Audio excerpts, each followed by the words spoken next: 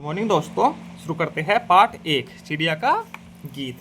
इसमें पहला प्रश्न है, नीचे दिए गए प्रश्नों के 4 विकल्प दिए गए हैं, प्रत्येक के उत्तर में एक से अधिक विकल्प सही हो सकते हैं। ठीक है, चलो पहला प्रश्न है, घोंसले से संबंधित उपयुक्त वाक्य को चिन्हित कीजिए। ठीक है, जो घोंसले से संबंधित है, घोंसला पक्षियों का घर होता है, सही है। ठीक है, सही बात लिखी है। घोंसला सूखे तिनकों से बनाया जाता है, हाँ बनाया जाता है।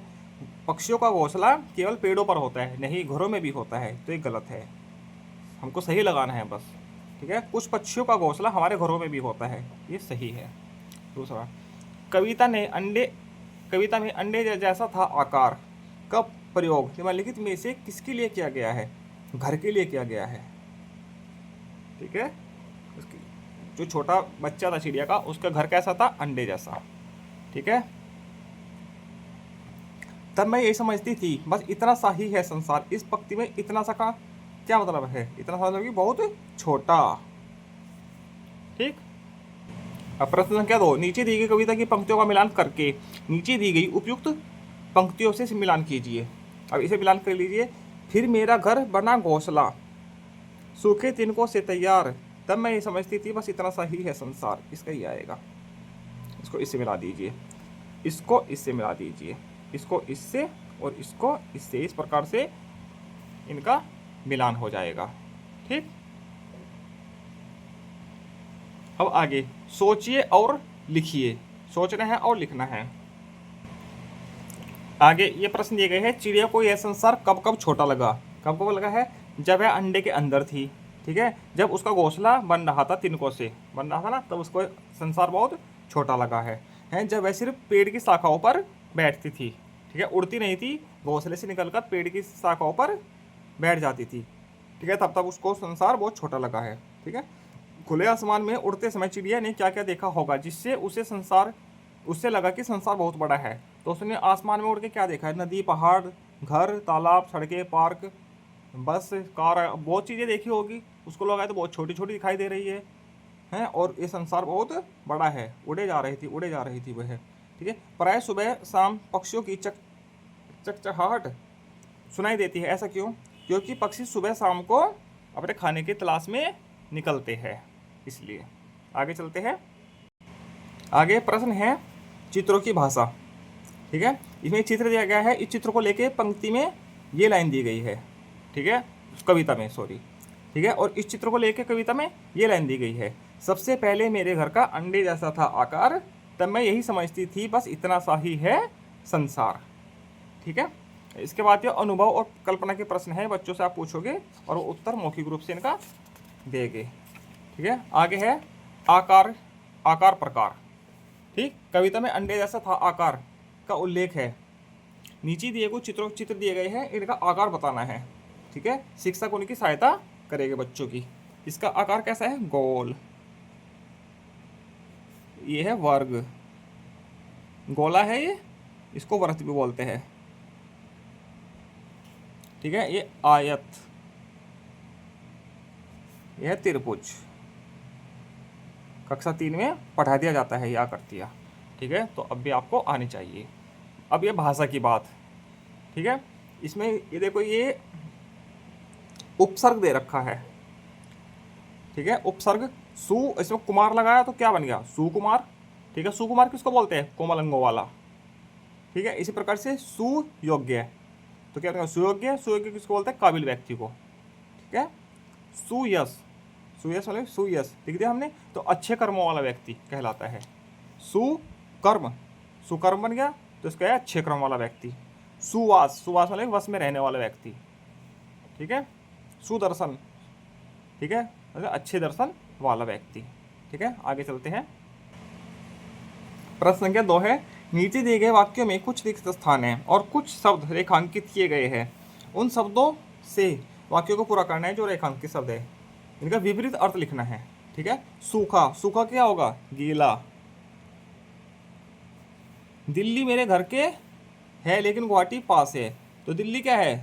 दूर, गुवाहाटी पास है। ठीक है, अनवर कब और कब गया? गया का उल्टा है आया। अनवर कब आया और कब गया पता ही नहीं चला। कोई भी काम न तो बड़ा होता है और न ही छोटा।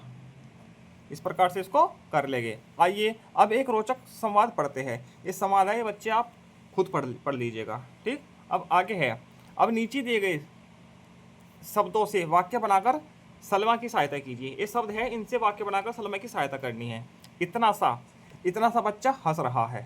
ठीक है, उतना सा काम भी वह ठीक से नहीं कर पाया। जितना सा समय मिला उसमें भी कार्य पूरा कर लिया गया। जितना सा समय मिला उसमें ही कार्य पूरा कर लिया। ठीक है, कितना सा काम है फिर भी तुम थक गए। ठीक है, इस प्रकार से इसको कर लेंगे। आ गया पाठ से। अभी ये कुछ पक्षियों के नाम दिए गए हैं, इनका भोजन बताना है। बाज क्या खाता है? मांस या छोटे जानवर पक्षियों को खाता है, छोटे छोटे कीड़ों को खाता है। हंस क्या खाता है? जल के पौधे और दाने। तोता क्या खाता है? फल, बीज, सब्जी वगैरह सब खा लेता है। ठीक है, बगुला क्या खाता है? मछली। ठीक है, कबूतर क्या खाता है? दाने, अनाज खा लेता है, छोटे छोटे कीड़े भी खा लेता है कभी कभी। ठीक है, उल्लू क्या खाता है? खेत से चूहे खाता है और छोटे छोटे जीवों को खाता है। आगे चलते हैं पेज नंबर 12 पर। अब एक आनंदमयी गतिविधि दी गई है। इसमें आपको जो पक्षियों के नाम दिए गए हैं उन पे सर्कल बनाना है, जोड़ा बनाना है पूरा, और नीचे लिखना है उनको। ठीक है, मैंने देखो इस प्रकार से इनको बना लिया है। देखो, मैना, बतख, तीतर, गौरैया, चील, बुलबुल बन सकता था। देखो एक और यहाँ पे बुलबुल बना है, सारस, बाज। ठीक है, इस प्रकार से इनको बना लेंगे और नीचे इनका नाम लिख देंगे। ठीक है, तीतर बना है, इसमें सारस, चील ये भर दीजिएगा आप। इस प्रकार से देख लीजिएगा, चील, बतख, बाज, कबूतर, मैना, गौरैया। ठीक, अब आगे चलते हैं। यह प्रश्न संख्या 3 नीचे दिए गए नीचे पशु पक्षियों से संबंधित कुछ पहेलियां दी गई है। पहेलियों का उपरोक्त चित्रों से मिलान कीजिए। ये पहेलियां है, इनके सामने चित्र दिए गए हैं, देख लीजिए। ठीक है, ये है पंखों में नाखून हो रखता। पंखों में नाखून रखता, कौन रखता है? उल्लू। रात अंधेरे में ही उड़ता, अंधेरे में कौन उड़ता है? उल्लू। चलो यहीं से पता चल गया। दिन में न मैं भोजन पाऊं, उल्टा होकर के सो जाऊं। उल्लू नहीं है, कौन है?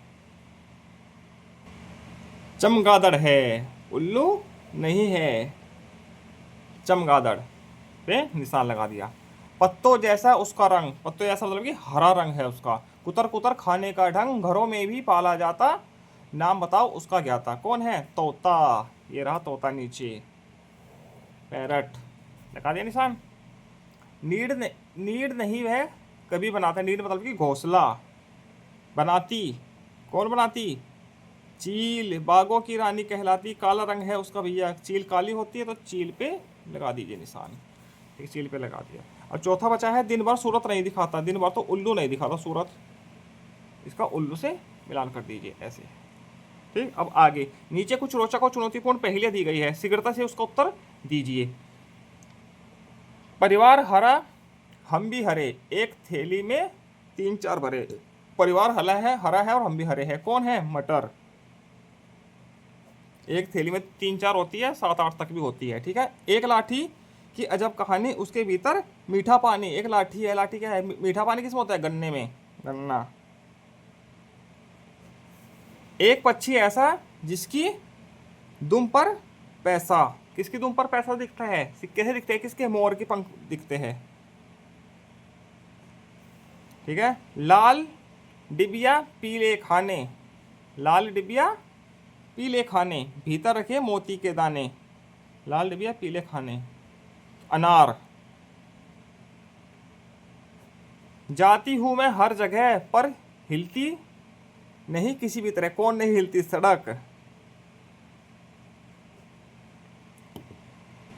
इसी प्रकार आपका ये पाठ पूरा होता है। आगे मिलते हैं हम पार्ट 2 बगीचे का घोंगा के साथ। धन्यवाद।